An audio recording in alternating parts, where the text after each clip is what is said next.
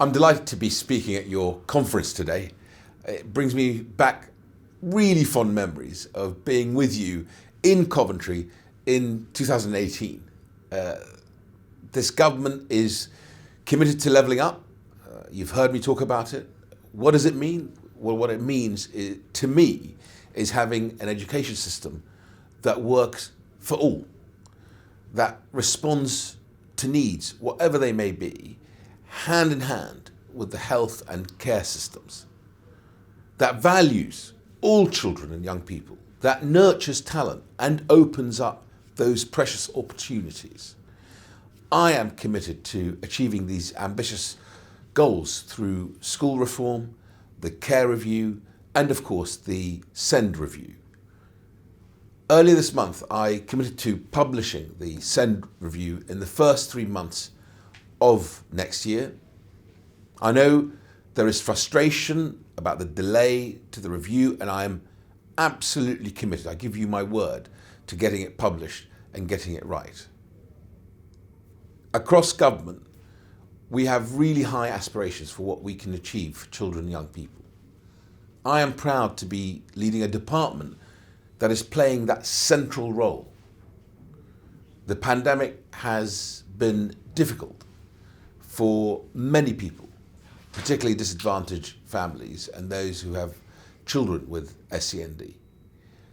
I can promise you that I am keeping the most vulnerable foremost in my mind in all of our plans for the recovery.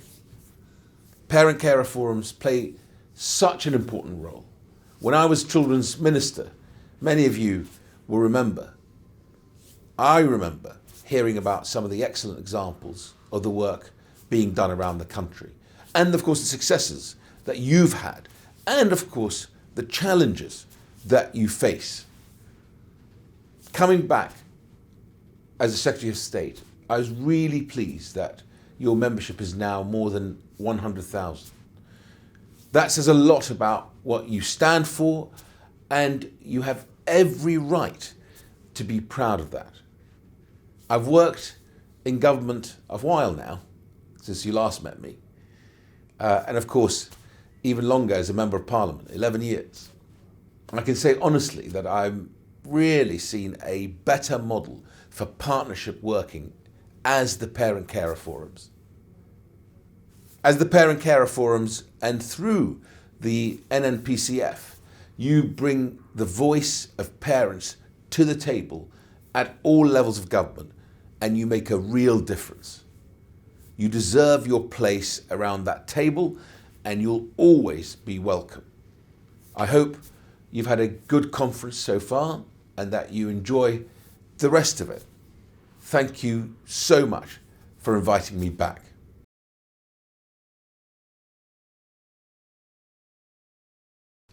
Good morning, and thank you for inviting me here to mark the inspirational work that you do. I'm very glad to be speaking to you today as the new Minister for Children and Families. Throughout the pandemic, Parent Carer Forums went above and beyond. You did everything possible to keep in touch with parent carers, working with local authorities and services to help meet families' needs. You have persevered day in, day out to support families and improve services so that people can thrive. And I've been so impressed by the way many of you have gone above and beyond every day to support children and young people with SEND. Your work exemplifies the impact and importance of the forums to families up and down our country and to us in government. In my first 3 months, I've been listening hard to as many varied voices as I can. I've visited mainstream and special schools and providers, met with sector organisations and hosted roundtables. I've also spoken to children and young people and their parents and families, listening and learning as much as I can. It'll be no surprise to you that Mrunal and Tina were high up on my list of people to speak to. I know I can trust them to relay the realities of your experience and to give support and vigorous challenge to me and the department.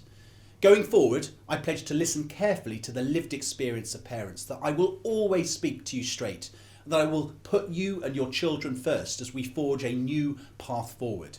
I've heard how you've suffered disproportionately during the pandemic and how it's intensified existing issues.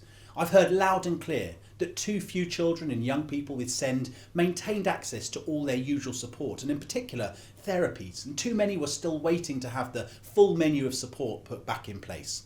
And while as a father I know how important it was to get children back to school, for some it's understandably been really, really difficult. So why am I talking about forging a new path forward? Well, I'm here because I recognise improvements to the SEND system are urgently needed. I'm here because we know what will happen if we fail to act. We need to take action now and in the future. As just one example of the steps we can take to support children and young people now, earlier this year we offered training to teachers on using assistive technology, which we know can reduce or remove barriers to learning for children with SEND. Today, I'd like to take this opportunity to announce that from January, we'll be working with NASON and Microlink to launch a pilot which will test how training can increase school staff confidence and capability in using assistive technology. But of course, we need to do more, and we will. I'm fully alive to the frustration many feel with delays to the SEND review, and committed to seeing it published for public consultation in the first 3 months of 2022. What I say to you today, and to all parents and families of those with SEND who are not getting the help that they need, is that the review is a priority for me, it's a priority for the Education Secretary and Health Secretary, it is a priority for this government. Work is moving at pace to finalise proposals, but we would not have got this far without you, the forums. As forums, you've contributed a lot to our understanding and really helped to shape the work of the SEND review. You and others have told us what we should focus on. You've offered constructive engagement and helpful solutions. It's clear we need to get mainstream provision right so that needs are identified and met early and effectively across mainstream settings, whether in early years, schools or further education. We must reduce inconsistency of practice and end the postcode lottery. Alongside this, you can expect the review to have a strong focus on clarifying accountabilities at every level of the system. There will also be place for a strong specialist sector for those whose needs cannot be met by high quality mainstream provision. That's why I was so delighted to see the October spending review provided new investment of £2.6 billion between 2022 and 2025 to deliver more places and improve existing provision for pupils with SEND or who require alternative provision. And this funding represents a transformational investment to improve the lives of so many of the nation's most vulnerable children. Fundamentally, our proposals must lead to improved outcomes for children and young people with SEND and improve confidence in a financially sustainable system. They must realise the benefits of aligned education, health and care provision and prepare children and young people for a happy and rewarding adult life. That means improved outcomes in attainment, health, well-being, employment and independence, every facet of life. And I want to see high aspirations across education, health and care at every level. I want to ensure we have the right resource in the right place at the right time, always. And through all of this, the voice of children, young people and their families must remain central. I know I will need to take some difficult decisions. It's clear that the issues the SEND system faces are extraordinarily difficult, and I do not and will not shy away from that fact. I know we have a duty to get this right, which is why public consultation on our proposals will be critical to shape our future reforms. We will make the consultation as accessible as possible so that we capture the widest range of views, and I hope you will encourage as many parents as possible to take part. And finally, I want to say thank you for the work you've done to be a candid friend of local and national government, for the leadership and courage you demonstrated throughout the pandemic, and the work you are doing to help us improve the SEND system, for the real difference over many years you've made to families. Thank you.